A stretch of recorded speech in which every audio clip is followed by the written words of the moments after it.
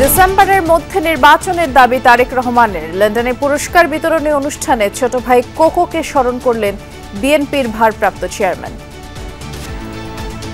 রাজনৈতিক অধিকার প্রতিষ্ঠার মাধ্যমে আমরা এমন একটা সরকার প্রতিষ্ঠা করতে চাই যেই সরকার মানুষের কল্যাণে কাজ করবে।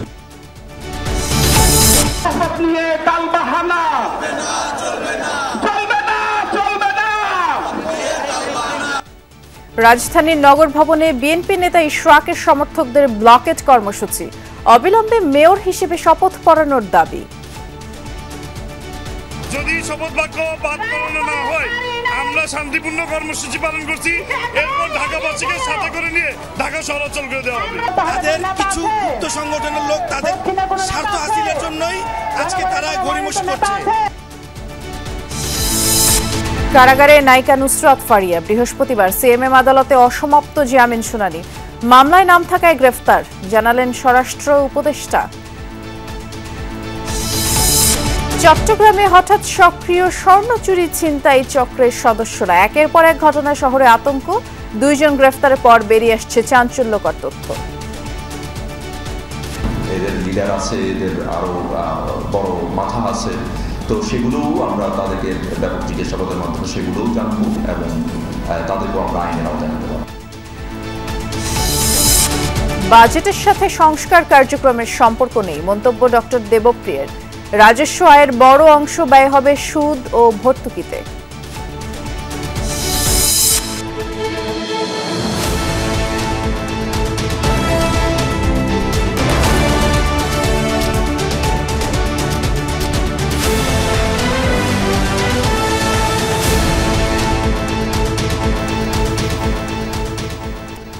শিরোনামগুলো শুনছিলেন। এছাড়াও দেশ বিদেশে আরো খবর নিয়ে দুপুরের বাংলাদেশে নুসরাত বৃষ্টির সাথে আছি। ডিসেম্বরের মধ্যে অন্তর্বর্তীকালীন সরকারের কাছে নির্বাচনের দাবি জানালেন বিএনপির ভারপ্রাপ্ত চেয়ারম্যান তারেক রহমান। রোববার লন্ডনে এক ক্রীড়া অনুষ্ঠানে প্রধান অতিথির বক্তব্যে এ দাবি তিনি জানিয়েছেন। আয়োজনে বাংলাদেশের গণতান্ত্রিক আন্দোলনে বিএনপির বহু নেতাকর্মীর মৃত্যুর বিষয়টি তুলে ধরে দলটির অবদান নিয়েও কথা বলেন তারেক রহমান। একই সাথে দেশের ক্রীড়াঙ্গনের ভবিষ্যৎ পরিকল্পনা নিয়েও মন্তব্য করেন তিনি। সেন্ট্রাল লন্ডনের এক হোটেলে আয়োজিত হয় Arafat Rahman cocoa Memorial cricket টুর্নামেন্টের পুরস্কার বিতরণী অনুষ্ঠান। সেখানে প্রধান অতিথির বক্তব্য রাখেন বিএনপির ভারপ্রাপ্ত চেয়ারম্যান তারেক রহমান।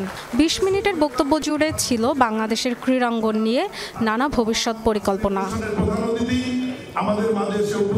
তারেক রহমান বলেন, বিএনপি ক্ষমতায় গেলে স্কুলের সিলেবাস ঢেলে সাজানো হবে। স্কুল হান্টের মাধ্যমে খেলোয়াড় তৈরি এবং ঢাকায় 2টি ওয়ার্ড মিলে একটি মাঠ তৈরি করা হবে। দেশের ক্রীড়াঙ্গনে প্রয়াত ভাই আরাফাত রহমান কোকোর অবদানের কথা তুলে ধরেন তারেক রহমান। কোকোর বড় ভাই হিসেবে নিজেকে গর্বিত মনে করেন বলেও জানান তিনি। আমরা তো আশা করতে পারি, আমরা তো চিন্তা করতে পারি, আমরা তো প্ল্যান করতে পারি। ঠিক আছে, ক্রিকেট বাংলাদেশ টিম এটাকে আমরা এগিয়ে নিয়ে যাবো ইনশাআল্লাহ। ভলিবল হোক, বাস্কেটবল হোক, অন্য যে কোনো স্পোর্টস হোক, সাইক্লিং হোক, রেসলিং হোক, ওগুলোতেও বাংলাদেশ ছিল। শুধু একটা ছিল, আরো অনেক কিছু বাংলাদেশ ছিল। বাংলাদেশের গণতান্ত্রিক আন্দোলনে বিএনপির ভূমিকা তুলে ধরেন তারেক রহমান। বলেন, এই আন্দোলনে দলের বহু নেতাকর্মীর প্রাণ গেছে, গুম হয়েছে অনেকে। ডিসেম্বরের মধ্যে নির্বাচনের দাবিও জানান তিনি। আগামী দিনে বিএনপি সরকার গঠন করতে পারলে, ধরেন আমরা যে ডিসেম্বরের মধ্যে নির্বাচন দাবি করছি, ডিসেম্বরে যদি নির্বাচন ইনশাআল্লাহ হয়, এই সরকার এই ইন্টারিম গভর্নমেন্ট নির্বাচন দিলে পরে অথবা যেই টাইমে তারা বলছে, যদিও আমরা চাইছি ডিসেম্বরের মধ্যে নির্বাচন হয়ে যাবে। তারেক রহমান বলেন, রাজনৈতিক অধিকার প্রতিষ্ঠার মাধ্যমে বিএনপি এমন একটি সরকার গঠন করবে যারা মানুষের কল্যাণে কাজ করবে। Dorothy Dasrin, Jamuna news. BNP নেতা ইশরাক হোসেনকে ঢাকা দক্ষিণ সিটি কর্পোরেশনের মেয়র হিসেবে শপথ পড়ানোর দাবিতে নগর ভবনের সামনে আজও বিক্ষোভ করছেন তার কর্মী সমর্থকরা। একই সাথে ব্লকেট কর্মসূচিও চলছে। 5ম দিনের এই আন্দোলনে যোগ দিতে সকাল থেকেই নগর ভবনের সামনে নেতাকর্মীরা জড়ো হন। সড়ক অবরোধ করে ইশরাক হোসেনকে মেয়র হিসেবে শপথ পড়ানোর দাবিতে স্লোগান দেন। সকাল 11:30টা থেকে এই ব্লকেট কর্মসূচি শুরু হয়। আর এর ফলে গুলিস্তান সহ আশপাশে বেশ কিছু শাখা সড়ক বন্ধ থাকায় জনদুর্ভোগের সৃষ্টি হয়। গত 27 মার্চ ইশরাককে মেয়র ঘোষণা করে রায় দেন ঢাকার প্রথম যুগ্ম জেলা জজ ও নির্বাচনী ট্রাইব্যুনাল। আদালতের রায়ের পরে ইশরাককে ঢাকা দক্ষিণ সিটি কর্পোরেশনের মেয়র ঘোষণা করে 27 এপ্রিল গ্যাজেট প্রকাশ করে নির্বাচন কমিশন।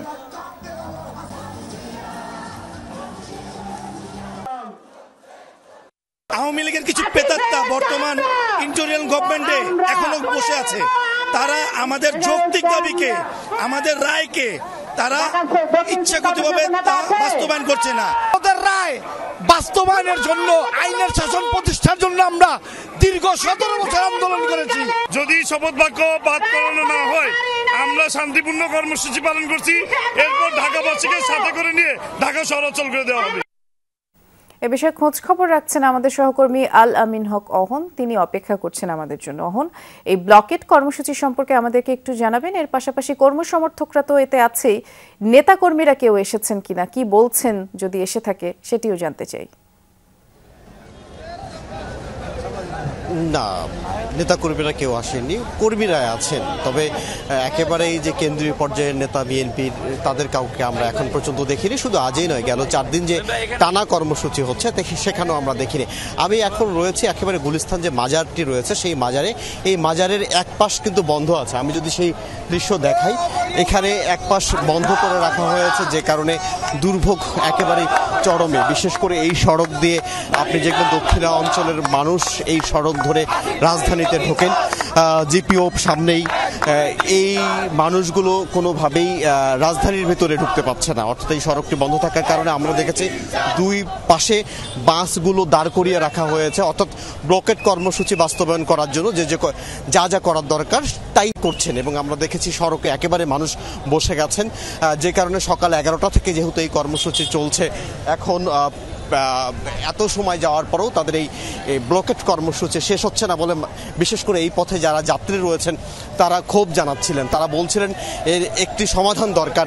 যদি সরকার এর সমাধান না করে তাহলে যারা এই আন্দোলন করছেন তারা কি সাধারণ মানুষের দুর্ভোগের কথা চিন্তা করছেন কিনা সে কথাও তারা বলছিলেন। এবং যেহেতু গুলিস্তানের একটি গুরুত্বপূর্ণ এই সড়ক, রাজধানীর গুরুত্বপূর্ণ সড়ক, একটি সড়কে যখন যানজট তৈরি হয় তার রেশ কিন্তু সারা রাজধানীতেই পড়ে। এবং যে কারণেই আমরা দেখেছি এই রাজধানীর ব্লকেট কর্মসূচির কারণে এই অঞ্চল একেবারেই যানজট তৈরি হয়েছে। তারা স্লোগান দিচ্ছিলেন স্থানীয় সরকার উপদেষ্টার বিরুদ্ধে, বলছিলেন তারা এখন পর্যন্ত কেন সিদ্ধান্ত নিচ্ছেন না এই বিষয়ে তারা বলছিলেন। এবং তারা এও বলছেন যে জনগণের দুর্ভোগ তারাও চান না। তারা বলছেন নগর ভবনে এখন পর্যন্ত অব্যবস্থাপনা চলছে, যে অব্যবস্থাপনার কারণে এই নাগরিকরা নানান সুবিধা থেকে বঞ্চিত হচ্ছেন বলেও তারা দাবি করছেন। এবং যে কারণে নগরবাসীর সুবিধার জন্য,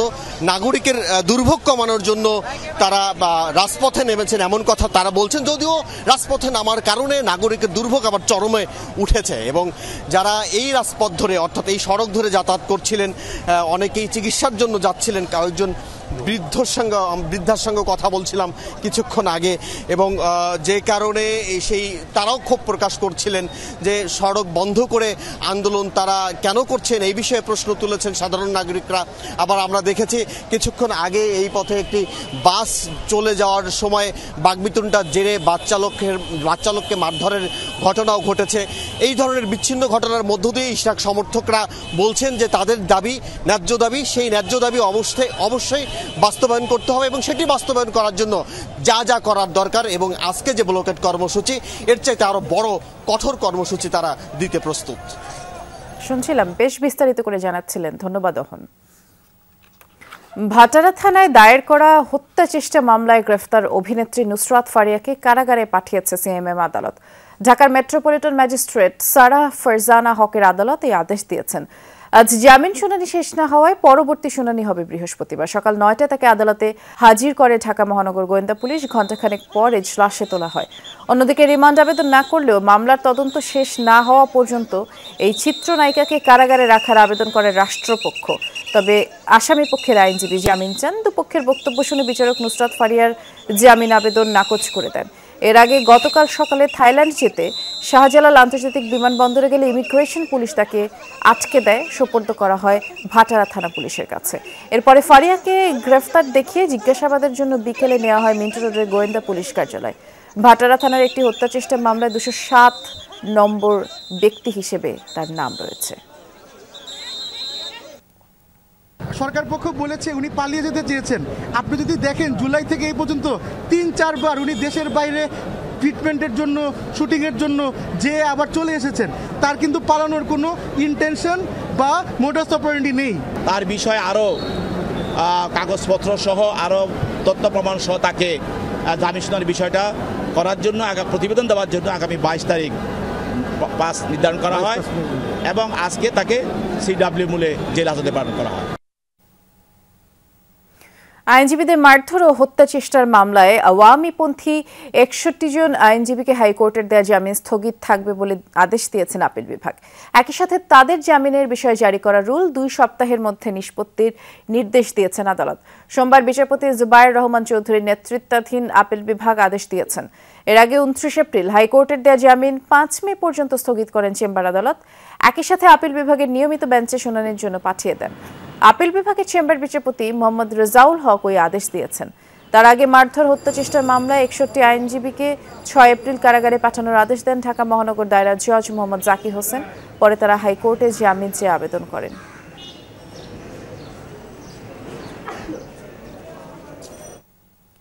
ঈদের আগে মে মাসের মধ্যে বোনাস ও 3 জুনের মধ্যে গার্মেন্টস কর্মীদের বেতন দেওয়ার সিদ্ধান্ত হয়েছে বলে জানিয়েছেন স্বরাষ্ট্র উপদেষ্টা অবসরপ্রাপ্ত লেফটেন্যান্ট জেনারেল জাহাঙ্গীর আলম চৌধুরী। সচিবালয়ে ঈদুল আজহা উপলক্ষে আইন শৃঙ্খলা সংক্রান্ত সভা শেষে এই সিদ্ধান্তের কথা তিনি জানিয়েছেন।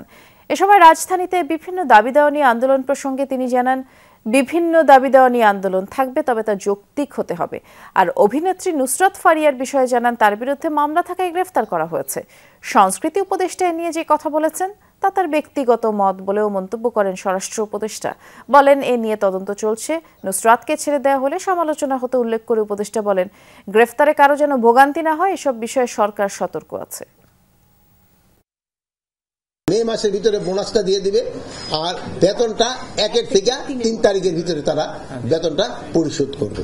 আমরা বলছি শুধু দুষ্কৃতিকারী যেন আইনের আওতায় আসে এবং শাস্তি ভোগ করে, কোন একটা নিরীহ লোক যেন কোনো অবস্থায় শাস্তি ভোগ যেন না করে, এই ব্যবস্থা আমরা অবশ্যই নেব।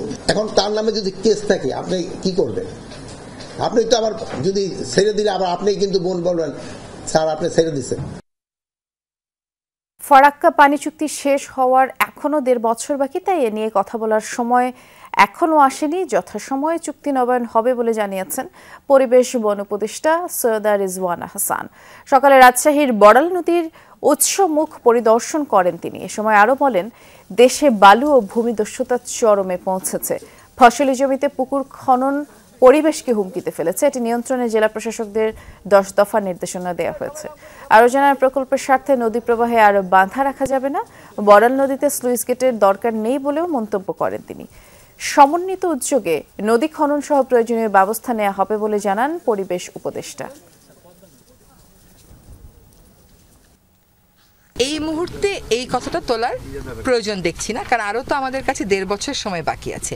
যখন চুক্তিটা হয়েছিল তখন কিন্তু সেই সময়কার সরকার 6 মাসেই কাজটা করে ফেলতে পেরেছিল। কাজে একটা এক্সিস্টিং চুক্তি আমরা তো অবশ্যই আশাবাদী যে এটা হয় রিনিউড হবে নতুবা নতুন করে হবে। কুয়েটে সংঘর্ষ ও শিক্ষক লাঞ্ছিতের ঘটনায় দোষীদের শাস্তির দাবিতে একাডেমিক কার্যক্রমের পাশাপাশি আজ থেকে প্রশাসনিক কাজ থেকেও বিরত রয়েছেন শিক্ষকরা। আর অবস্থান কর্মসূচি পালন করছেন উপাচার্যের কার্যালয়ের সামনে। রোববার সাধারণ সভা শেষে শিক্ষক সমিতি এই সিদ্ধান্ত নেয়। এর আগে শিক্ষকরা বিশ্ববিদ্যালয়ের উপাচার্যের সাথে বৈঠক করেন। সংবাদ সম্মেলনে শিক্ষক সমিতির পক্ষ থেকে অভিযোগ করা হয়, কয়েকজন শিক্ষার্থীর স্বার্থ রক্ষায় এবং উপর মহল নামক অদৃশ্য শক্তিকে তুষ্ট করতে বিশ্ববিদ্যালয়ের প্রশাসন এই বিচারিক কার্যক্রম স্থগিত রেখেছে। গত 18 ফেব্রুয়ারি কুয়েট শিক্ষার্থীদের সাথে বহিরাগতদের সংঘর্ষ হয়। এর জের ধরে অনির্দিষ্টকালের জন্য বিশ্ববিদ্যালয় বন্ধ ঘোষণা করা হয়। গত 4 মে থেকে একাডেমিক কার্যক্রম শুরু হওয়ার কথা থাকলেও ক্লাস নেওয়া থেকে বিরত থাকেন শিক্ষকরা। চট্টগ্রামে এমন একাধিক চক্র সক্রিয় যাদের চোখ শুধু স্বর্ণের দিকে। তাদের কৌশল অভিনব। কারো টার্গেট স্বর্ণ ব্যবসায়ী, আবার কেউ আত্মীয়ের ছদ্মবেশে বাসাবাড়িতে ঢুকে পড়ে। চট্টগ্রামে কয়েকটি ঘটনায় চাঞ্চল্য সৃষ্টি হয়েছে। সম্প্রতি অস্ত্রের মুখে ব্যবসায়ীর স্বর্ণ ছিনতাইয়ের ঘটনায় গ্রেফতার 2 জন পুলিশকে এসব কৌশল জানিয়েছে।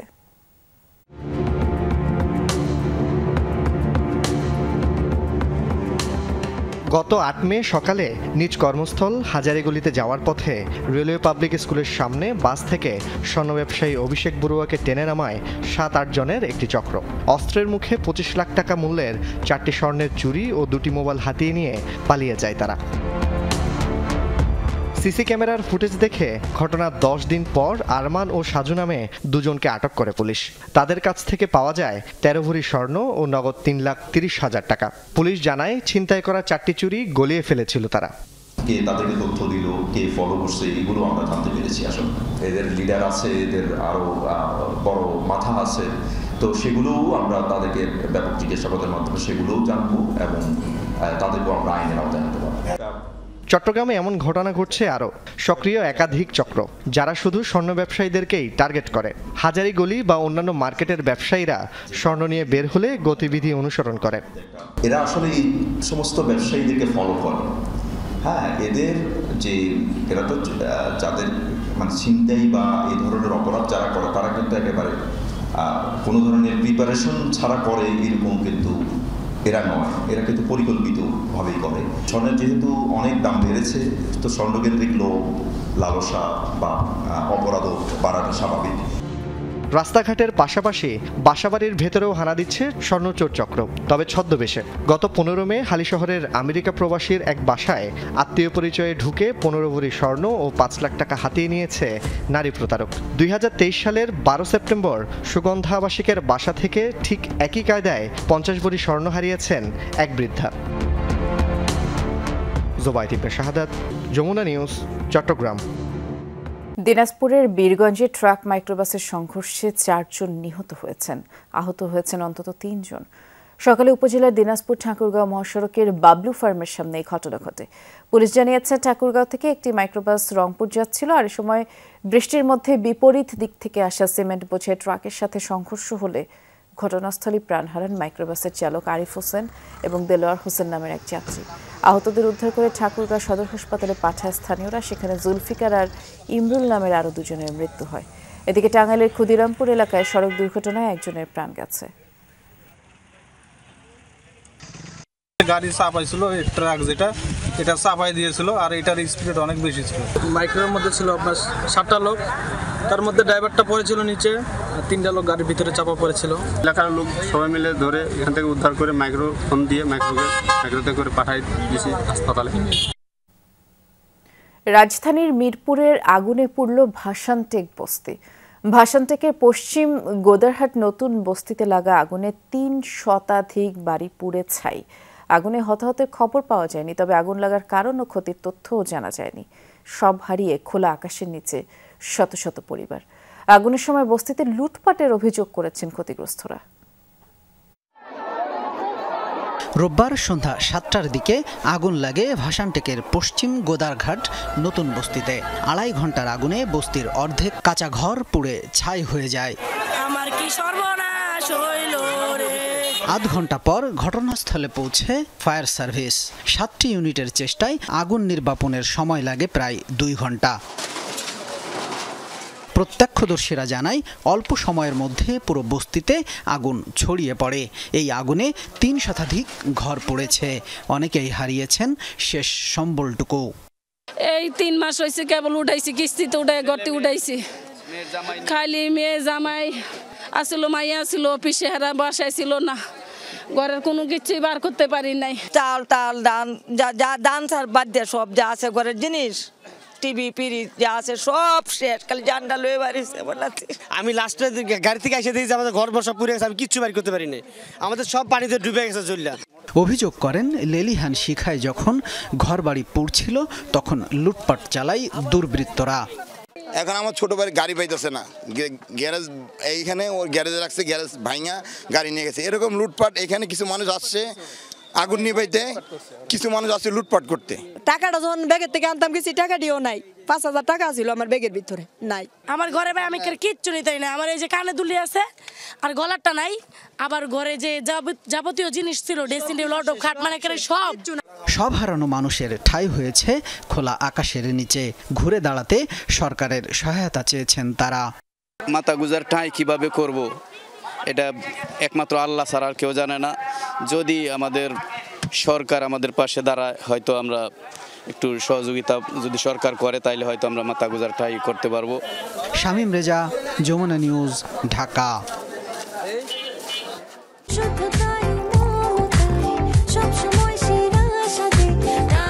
প্রাণ ইউএইচটি মিল্ক, শুদ্ধতায় ও মমতায় সবসময় সেরা স্বাদে। শেরপুরের ঝিনাইগাতি থেকে উজানের ঢলে পানি নেমে গেল টানা বৃষ্টিতে সোমেশ্বরী সহ অন্যান্য নদ নদীর পানি বেড়েছে। সকাল থেকে শেরপুরে মুষলধারে বর্ষণ হচ্ছে এবং এভাবে বৃষ্টি ঝরতে থাকলে আবারও প্লাবনের শঙ্কা রয়েছে। এর আগে গত কয়েকদিনে টানা বৃষ্টি ও পাহাড়ি ঢলে অঞ্চলটির বাঁধ ক্ষতিগ্রস্ত হয়। সোমেশ্বরীর পানিতে অর্ধশতাধিক বাড়িঘর, দোকানপাট তলিয়ে যায়। পানির তোড়ে ক্ষতি হয়েছে নদী তীরবর্তী সড়কের। ভাঙা বাঁধ এবং সড়ক মেরামতের কাজ শুরু হলেও বৃষ্টির কারণে তার খুব একটা অগ্রগতি হয়নি। কৃষি অফিস বলছে, আগাম সতর্কতার কারণে এরই মধ্যে 95% বোরো ধান কৃষকরা ঘরে তুলেছে, তাই ব্যাপক ক্ষতি এড়ানো গেছে। টানা 2-3 দিনের বৃষ্টিতে নদীতে পানি বাড়তেছে। এখন আমরা ঝুঁকিপূর্ণ এলাকাতে আছি, পানি ঝুঁকিপূর্ণ এলাকা। কোন মুহূর্তে কি হয় বলা যাচ্ছে না। যেভাবে পানি বাড়তেছে আমাদের মানে এই ব্রিজও ডুবে যাবে, রাস্তাও ডুবে যাওয়ার আশঙ্কায় আছি আমরা। বাজেটের সাথে সংস্কার কার্যক্রমের কোনো সম্পর্ক নেই, দুটো সমান্তরালেই চলছে। অন্য সংস্কারে সরকার যতটা আন্তরিক, অর্থনীতি নিয়ে ততটা মাথা ব্যথা নেই। আমলারা আবারও আগের মতো জেগে উঠছেন। এবার বাজেট নিয়ে আলোচনাও খুব কম হলো। এসডিজি বিষয়ক নাগরিক প্ল্যাটফর্ম আয়োজিত বাজেট বিষয়ক সংলাপে এমন তথ্যই তুলে ধরেন সিপিডির সম্মানীয় ফেলো ডক্টর দেবপ্রিয় ভট্টাচার্য। বলেছেন, নীতি নির্ধারকদের কাজে সমন্বয় নেই। প্রধান উপদেষ্টা বিশেষ সহকারী ডক্টর আনিসুজ্জামান চৌধুরী বলেছেন, সামষ্টিক অর্থনীতির বিশৃঙ্খলা এশিয়াতে বড় সমস্যা। বাংলাদেশের জন্য এটা মাথা ব্যথার কারণ। অনেক অনিশ্চয়তার মাঝেও কাজ করতে হচ্ছে। তথ্য উল্লেখ করে ডক্টর আনিসুজ্জামান বলেছেন, পরিকল্পনা প্রণয়নে বিশ্ব ব্যবস্থার দিকেও খেয়াল রাখতে হবে। ডক্টর দেবপ্রিয় জানিয়েছেন, রাজস্ব আহরণের বড় অংশ ব্যয় হবে সুদ ও ভর্তুকি মেটাতে। উন্নয়ন বাজেট হবে ঋণ নির্ভর, আর রাজস্ব আহরণ বাড়লেও পরোক্ষ করের পরিমাণ বেশি। তার মানে জনগণের উপরে চাপ আরও বাড়তে পারে। এনবিআরকে 2 ভাগে বিভক্ত করার সিদ্ধান্তকে তিনি ইতিবাচক হিসেবেই দেখছেন। সংলাপে জানানো হয়, মার্চে ব্যাংকের ঋণ প্রবাহে ইতিবাচক গতি দেখা গেলেও সেটি আর ধরে রাখা যায়নি।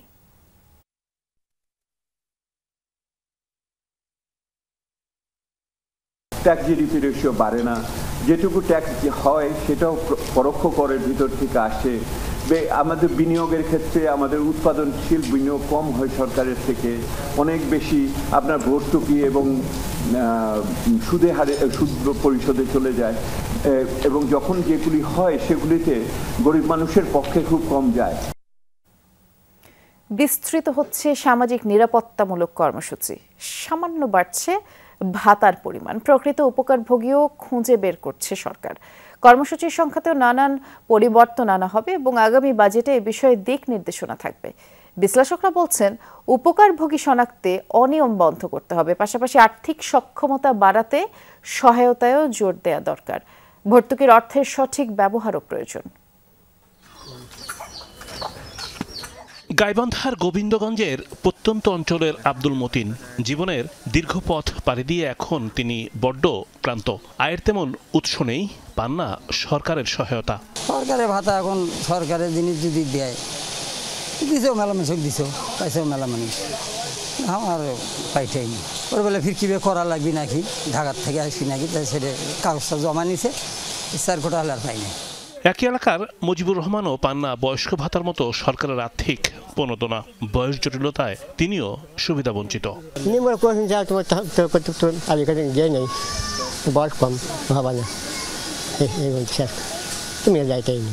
সামাজিক নিরাপত্তা কর্মসূচির সুবিধাভোগী শনাক্তের পদ্ধতি নিয়ে শুরু থেকে ছিল বিতর্ক। 140 ধরনের কর্মসূচি চলমান থাকলেও সুবিধার বাইরে বিপুল সংখ্যক মানুষ।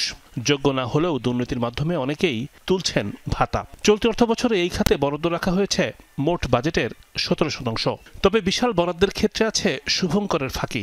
এই যে 130-40টা যে প্রোগ্রাম, আমাদের এটা সত্যিকারভাবে সঠিকভাবে বাস্তবায়নের ক্ষমতা কতটুকু, হত দরিদ্র ব্যক্তিদের কাছে পাওয়ার কথা তারা কিন্তু পায় না সহজে। এটা কিন্তু অর্থাৎ মিস টার্গেটিং যেটা আমরা বলি, এটা একটা বড় সমস্যা। এবং যখন এতগুলো প্রোগ্রাম থাকে, এইগুলো প্রোগ্রামের টার্গেটিংটা সঠিকভাবে সঠিক ব্যক্তির কাছে বা সঠিক পরিবারের কাছে এটা পৌঁছানো, এটা কিন্তু একটা বড় চ্যালেঞ্জ হয়ে দাঁড়ায়। পরিবর্তিত সময়ে আগামী বাজেটে সামাজিক নিরাপত্তামূলক খাতে সংস্কার আনতে চায় অর্থ বিভাগ। কিছুটা বাড়ছে বয়স্ক, বিধবা, স্বামী নিগৃহীতা, অসচ্ছল প্রতিবন্ধী সহ 10টি ভাতার পরিমাণ। খতিয়ে দেখা হচ্ছে অনিয়মও। উচ্চ মূল্যস্ফীতির বাজারে 500, 700, 1000 টাকা, এটা দিয়ে একটা পরিবারের যে হত দরিদ্র পরিবারের তারা কি সমস্যা, তারা কি এটা দিয়ে এক সপ্তাহ তো চলতে পারবে না, এক মাস তো দূরের কথা। এমন পরিমাণটা দেওয়া উচিত যাতে এটা সেই পরিবারের অবস্থার এটা পরিবর্তনে একটা ভূমিকা রাখতে পারে। অতি দরিদ্রদের জন্য কর্মসংস্থান, খাদ্য বান্ধব কর্মসূচি, ভিজিডি সহ নানা ক্ষেত্রে বরাদ্দ বাড়ানোর উদ্যোগ নিচ্ছে অর্থ মন্ত্রণালয়। রিমন রহমান, যমুনা নিউজ, ঢাকা। রাজধানীর ফরেন সার্ভিস একাডেমিতে এই মুহূর্তে কথা বলছেন বাংলাদেশ ব্যাংকের governor doctor Ahsan H Mansur. সরাসরি যাচ্ছে। তাদের জব্দ করা এই শেয়ার থেকে বের করতে পারি, তাহলে সেটা আমাদের কাজে লাগে। তো আমরা মনে করি যেমন শুধু ইসলামী ব্যাংকের যে শেয়ারটা আছে সালন গ্রুপের, এটার মূল্য হয়তো 12 থেকে 15,000 কোটি টাকার মধ্যে হবে। তো এই 12 থেকে 15,000 কোটি টাকা যদি আমরা ব্যাংককে ফেরত দিই, ডিপোজিটর যে যাদের টাকা আত্মসাৎ করা হয়েছে তাদের সেই টাকাটা, ব্যাংকের তো ক্যাপিটাল শর্টফল হয়ে গেছে, ব্যাংকের ক্যাপিটাল নাই, ব্যাংকের নন পারফর্মিং আছে অনেক বেশি। এই জায়গাগুলো তখন তারা একটা স্বস্তিজনক স্থানে নিয়ে যেতে পারবে, আমাদের ব্যাংকিং খাতটা ঘুরে দেয়। এবং নতুন এই শেয়ারটাকে আমরা কী করবো, শেয়ারটাকে তো আমরা বাংলাদেশের সরকারেরও কোনো দরকার নেই এখানে হোল্ড করা, বাংলাদেশ ব্যাংকেরও করবো। আমরা এটা একটা স্ট্র্যাটেজিক ইনভেস্টরের কাছে হস্তান্তর, হস্তান্তরের আগে সরকারকে মালিকানা টেম্পোরারি নিতে হবে। এই টেম্পোরারি মালিকানা নিয়ে সরকার তখন এটাকে হস্তান্তর করতে পারে, আরেকজনের মালিকানায় থাকা অবস্থায় এটাকে হস্তান্তর করা যাবে না। সেই জন্য আইনানুগ ব্যবস্থাটা আমরা নিতে যাচ্ছি। এবং এই যে অর্থ আসবে সেটা আমরা বিনিয়োগকারী, নতুন বিনিয়োগকারীর কাছ থেকে যে অর্থটা পাওয়া যাবে সেটা ফান্ডের থ্রুতে আবার সেই ব্যাংকের কাছে আমরা ট্রান্সফার করাবো। এটাই হচ্ছে আমাদের কার্যক্রম। হ্যালো, আমি মেহেদি হাসান বলছিলাম ডেইলি স্টার থেকে। স্যার, আমার কাছে আমার বেশ কয়েকটি প্রশ্ন আছে। এর মধ্যে একটা হলো যে আপনারা যে সমস্ত উদ্যোগ নিয়েছেন এখন পর্যন্ত পাচারকৃত অর্থ উদ্ধারে, এই প্রক্রিয়া কতদিনে সম্পন্ন হতে পারে? স্যার, পিছনে ক্যামেরা আছে, এর জন্য আমি একটু বসে বলছি। আর হচ্ছে আরেকটা বিষয়ে, এখন পর্যন্ত ব্যাংকিং খাত থেকে যে সমস্ত টাকা পয়সা লুটপাট হয়েছে, এর সঙ্গে আমরা জানি যে কোনোভাবে বাংলাদেশ ব্যাংকের সাবেক গভর্নর এবং কয়েকজন ডেপুটি গভর্নর এরাও জড়িত ছিলেন। আপনার পাশাপাশি বর্তমান সরকারের কাছেও প্রশ্ন, এদের বর্তমান স্ট্যাটাস কি, এ সম্পর্কে কি আমরা জানি? তারা কি দেশে আছে নাকি দেশের বাইরে আছে, বা তাদের বিরুদ্ধে কোনো লিগ্যাল অ্যাকশন নেওয়া হয়েছে কিনা? স্যার, আমার আরেকটা প্রশ্ন, সেটা হচ্ছে নগদ দিয়ে আমরা জানি বাংলাদেশ ব্যাংক নগদে অ্যাডমিনিস্ট্রেটর নিয়োগ দিয়েছিলেন, কিন্তু সম্প্রতি তারা আগের যারা ম্যানেজমেন্টে ছিল তারা আবার সেটাকে দখল করেছে। সেই প্রক্রিয়াটা এখন কোন পর্যায়ে আছে? ধন্যবাদ। স্যার, আমি আতাউনিয়ন এখন টিভি এটার সাথে সম্পর্কিত, এই জন্য